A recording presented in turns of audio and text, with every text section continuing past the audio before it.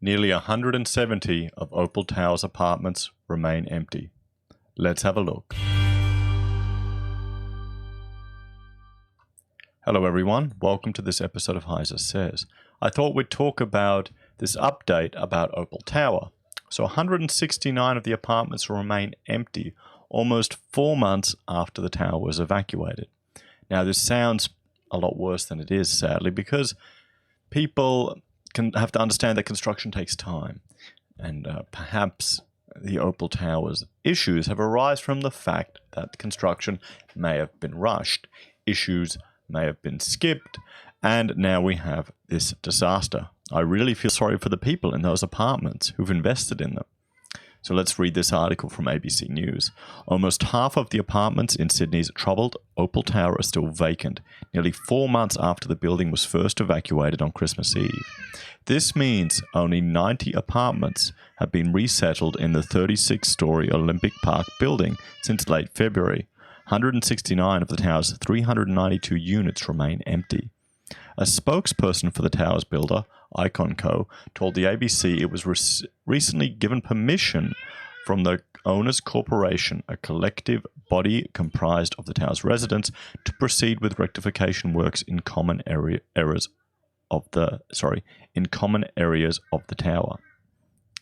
The Owners Corporation said it had taken so long because it was waiting on engineering advice before giving Icon the go-ahead. Okay, so the reason why this work has been delayed is not because of the builder delaying it, it's because of the owners group taking their time and waiting on engineering advice. I've got no issue with that. Perhaps the title should have been changed to express that, because people will only read this first bit here.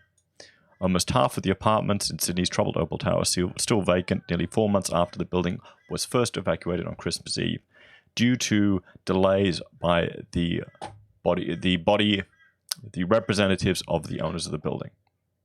That would be the fair way to title it, not how they have, but you know how it goes. It's been a long process. Unfortunately, engineers don't work as quickly as we'd hope they would. Well, they shouldn't. They shouldn't. And this is the chairman, Shady Iskander. Shady, that's his name. Shady. Is that right? Wow. Anyway, good on you, mate. The Owners Corporation on Friday gave formal consent for the works to commence. Icon had hoped to begin resettling empty apartments over the coming weeks while repairs were underway. However, Mr. Iskander said this was unlikely. The affected apartments that are unable to return. It will probably be a couple of months, he said. The apartment complex was first evacuated just before Christmas after residents heard loud cracking noises. Damage was later found on several levels. The incident prompted the state government to commission a report on the building, spearheaded by 3 of New South Wales' leading engineers. It found parts of the tower were constructed using low-strength concrete and that under-designed critical support beams had burst under extreme pressure. Now, the engineer responded to that. The engineer who did the design said their design was compliant and was not under-designed. So where do you take that? Was it under-constructed or under-designed? How do you assess it? Occupants were stranded in temporary accommodation after they were evacuated. Mr. Iskander said the Owners Corporation had negotiated an extended warranty on the Opal Tower, something that had never been done before in Australia. Really? No, I doubt that, mate. Okay, what's happened here is a clear defect, and they have to rectify that defect. Then the liquidated damages period continues for that defect until it's resolved. So it resets for that defect, unless they're talking about the whole tower, an extension to the entire, any issues on the entire tower. If that's all been extended, maybe that can be justified because of unknown implications due to this fault. Our number one interest is the owners' safety and well-being, he said. Investors who've lost tenants. We've also been able to ensure that Icon distribute the equivalent of their lease, their rent in their lease to them until the rectification works are complete. Well, let's hope those landlords aren't also chasing up the tenants. let's hope they're not also chasing up the tenants. So how is this affecting Icon, the developer? Let's have a look. So Sirius bidders kept in the dark. So this is the Sirius Sirius. It's a building in Sydney. And we'll read through this article because Opal have pulled out of this after lobbying from the government. So months after the close of tenders for the $500 million redevelopment of Sydney's controversial Sirius building, the New South Wales coalition government is no closer to announcing the winning bidder to redevelopment the prized apartment tower in one of Sydney's best sites. I mean, that's a brutalist style building there. I kind of like it. It needs a good clean. But just the density they achieved on these type of buildings compared to contemporary buildings shows you why they just don't stack up financially anymore.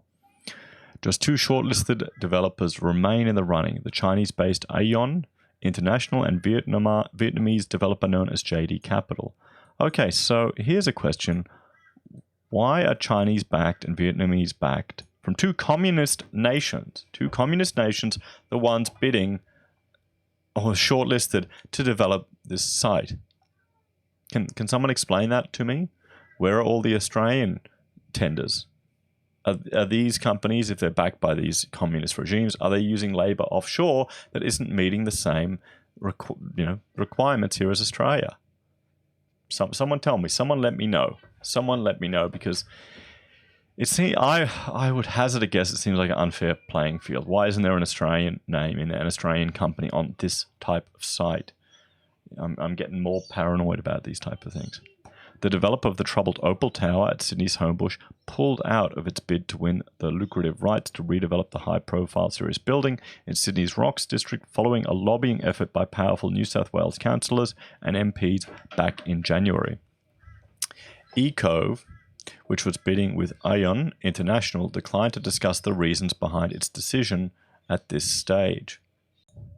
However, it is understood a third developer to make the exclusive shortlist, Sydney real estate mogul David Avidan, who had assembled a team of architects including the well-regarded Cox Architects, was being guided by the late former director of the art gallery Edmund Capon, has been dropped from the bid.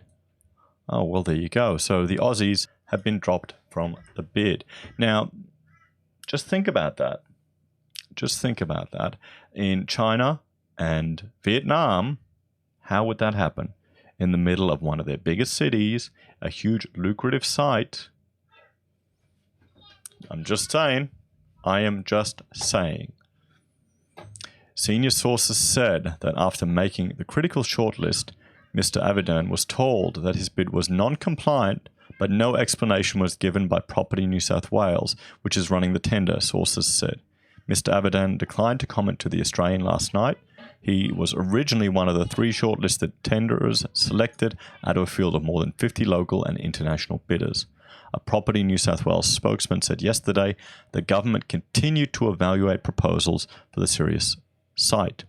Two consortia have moved through to the final stage of the tender process. We've notified the unsuccessful proponents, and we continue to evaluate proposals for the remaining shortlisted proponents. A successful proponent is expected in the coming months, the spokesman said. Developed in the late 1970s, hence the style and the density, the Sirius building is a prominent example of brutalist architecture and was once used to accommodate Housing Commission tenants who were last year forced to vacate the apartment tower. Mr. Avidan, a former rag trader, has also proposed a string of galleries and bars along Cumberland Street and a glass lift for public access down to George Street at his own cost, sources have said. As part of his deal, Mr. Avidan had also proposed an art gallery which would have been donated to the nearby Museum of Contemporary Arts at his own costs, according to sources. The gallery was proposed by the late Mr. Capon. Mr. Avidan had also envisaged a large viewing space cutting through the building, allowing views to the Opera House from the Harbour Bridge. The apartment selling agents were expected to be CBRE, but they declined to comment. Cox Architecture Director Nick Turrell also declined to comment. It is understood Mr. Avidan had planned about 60 apartments, which would have been priced at more than $60,000 per square metre. Sub-penthouses would have been priced at more than $10 million, while the penthouse would have hit the market at $15 million. Some of the apartments would have featured rooftop garden terraces. So what does everyone think about this situation? What does everyone think about this situation? So you're giving up, really, it's public land if it's owned by the Housing Commission or public housing.